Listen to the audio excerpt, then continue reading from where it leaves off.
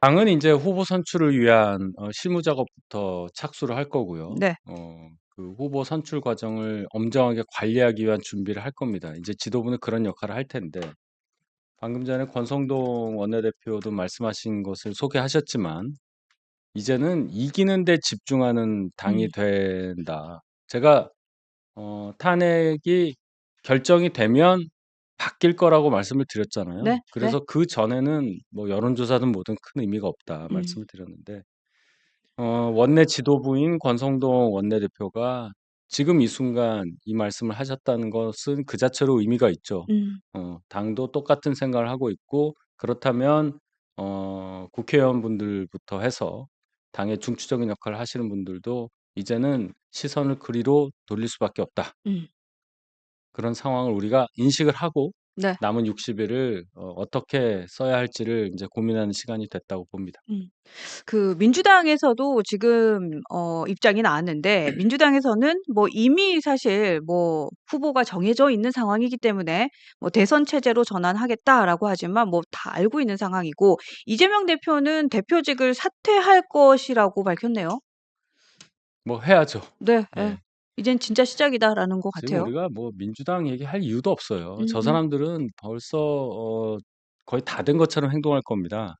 우리는 이제 그 틈을 뚫고 들어가야 되는 건데 어쨌든 이재명이라는 사람이 대선 출마하는데 걸림돌 없고 우리 뭐 대법원 가서 어떻게 인제 이런 얘기할 필요 없고요. 우리만 잘하면 돼요. 음. 일단 경선 통과하고 본선 가서 어떻게 저 위험한 인물을 상대해서 음. 국민들께 그것을 잘 알려서 우리가 다시 집권을 할 수 있느냐 이것만 고민하면 되겠습니다. 그 지금 뭐 언론에서도 그렇고 사실은 많은 분들께서도 이제 "대선이 진행이 된다."라는 걸 가정하고 일정표가 나왔더라고요. 일단 이 일정표를 한번 보면서 설명을 좀 해 주셨으면 좋을 것 같은데 21대 대선 일정표가 지금 언론에서 네 나온 게 있는데 요거 한번 보면서 설명이 필요할 예. 것 같습니다. 일단 음. 권한대행은 그 열흘 안에 대선일을 공고를 해야 돼요, 오늘부터 열흘 안에. 그러니까 한덕수 총리의 예. 일단 그 일정 예. 표명이 중요하겠네요. 근데 지난번 조기 대선 했던 전례가 있잖아요. 음. 그때 딱 60일 채워 가지고 네. 60일 되는 날 선거를 했어요. 음.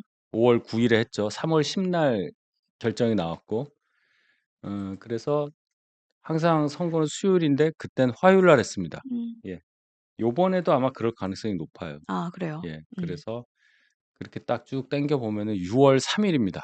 6월 음. 3 일이 화요일이고 아마 이때 시간이 바트니까 60 일을 다 채워서 할 가능성이 높아서 음. 저는 6월 3일 대통령 선거가 있을 거라고 보고 그럼 인제 뭐 나온 얘기들은 선거 실무에 관련된 얘기니까 네.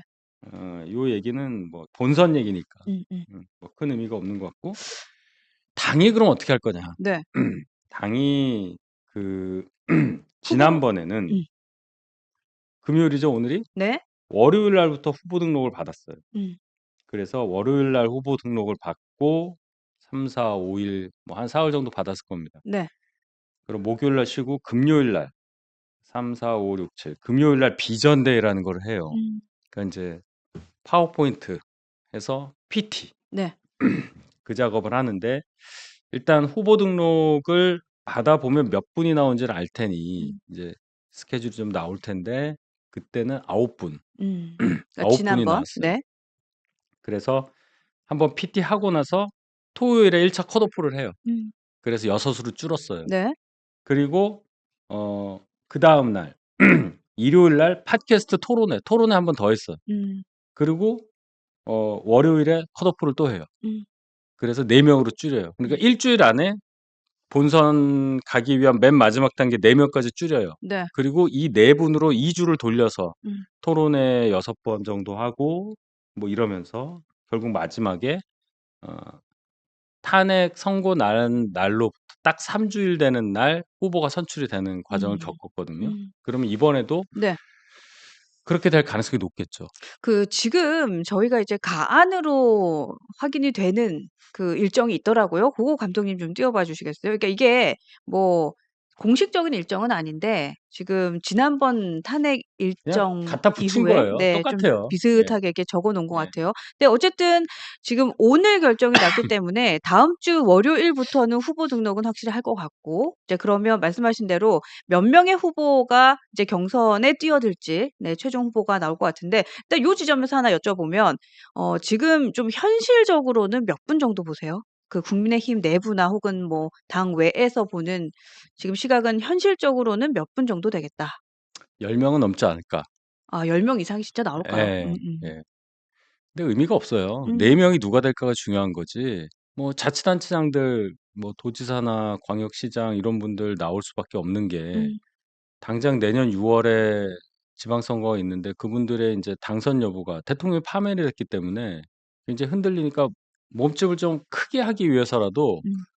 그러니까 대선에 나갈 거예요 아마. 존재감을 좀 띄우기 예. 위해서라도 나오시는 책 분들이 있을 쓰신 분도 거다. 있잖아요. 아이 그렇죠. 인천시장 유정복 시장도 음. 책 쓰셨고 그렇게 따져 보면은 광역자치단체 중에 지금 예를 들어서 네. 경북지사 이철우 지사, 음.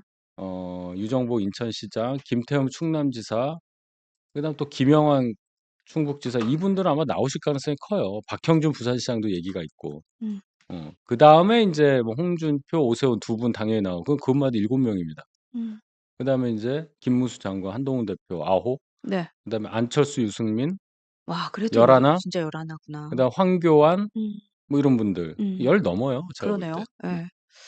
그러네요. 진짜 10 명이 원희룡, 넘겠다. 음. 나경원, 윤상현 이러면 이제 음. 15 가는 겁니다. 그러네요. 근데 이제 거기서야 좀 조정이 있겠죠. 근데 이제 어떤 분들은 이재명 대표의 경우에는 그러니까 민주당의 경우에는 이미 후보가 정해졌고 그 사람이 이미 뭐 준비를 차곡차곡 해 왔고 또 국민의힘에서는 이제 후보를 지정하는 것부터 해야 되기 때문에 사실은 출발선이 늦다라는 분도 계시고 또 어떤 분께서는 그러니까 한 일각에서는 "아니다. 이재명 쪽은 재미가 없지 않냐. 근데 국민의힘은 그래도 누가 될 것이냐 또 경쟁하는 모습, 반전 이러한 것들을 보여주면서 그래도 경선 과정부터 좀 흥행을 하면서 뜰 것이다." 이런 얘기하시더라고요. 어떻게 보세요? 조기 대선이라 저희가 탄핵을 안고 가는 거라 음. 흥행 이렇게 일반적인 선거에서 얘기하는 흥행 여부나 이런 거 비교하면서 얘기할 상황은 아니라고 봐요. 음. 결국은 인제 본선에 들어갔을 때 네. 양쪽의 후보가 정해진 상태에서 한 4 주, 5주 갈 텐데 그때 어떤 쟁점을 가지고 어떻게 선거 운동하느냐에 따라서 달라진 거라고 봐요. 음. 예.